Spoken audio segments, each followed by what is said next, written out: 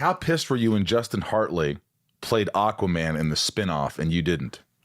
Because you were Aquaman on fucking Smallville with me. Yeah, that's right. No, I wasn't mad at all. Why would I be mad? Well, because you know, like, why didn't they consider you? Well, they did, but they, people don't know, what I went through with that. But, I hadn't done anything at the time. I hadn't done anything. Smallville was your first. This was my first gig. First gig. And so I was told that the episode that I was on, season 5, the first one that I came on, it was a well-oiled machine at that point.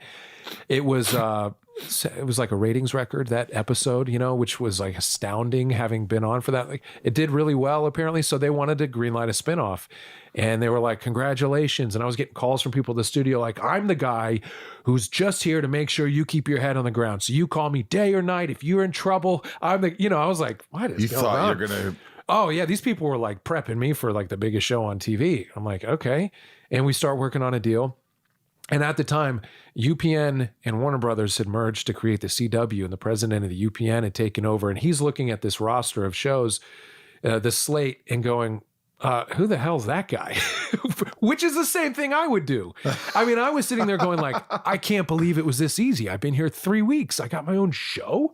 Oh my gosh. So he just axed it, and he goes, whatever? he can't have his own show. And so they called me and they're like, we're trying to fight him on it because we looked for so long and we love you, but he doesn't want you to do this. We have to go back and find people, but maybe we won't find anybody. And they didn't. They went back and they didn't find anybody. And so they came back again and they're like, so he said, fine, he'll give it a shot. We'll do the pilot together. Jesus. And I was like, great. Okay, great. Like, I get my own show, I'm sitting cool. And then like a week later, they were like, actually, Justin Hartley just came off Passions and he's available and we're going to go with Justin Hartley. And I was like, I don't know who that is, but great, Good for you. And I learned the best lesson I could early on to hold loosely to this stuff, because nothing is guaranteed and nothing's owed to me. And if I hadn't learned that lesson early, I would have been an entitled asshole. I probably still am, but much greater degrees. Yeah. So it taught me to hold real loosely to this stuff. And I think that's a great lesson to have right out of the gate. So I'm grateful that I didn't get it. And I also, if I would have gotten that show, I never would have really learned the craft or studied myself.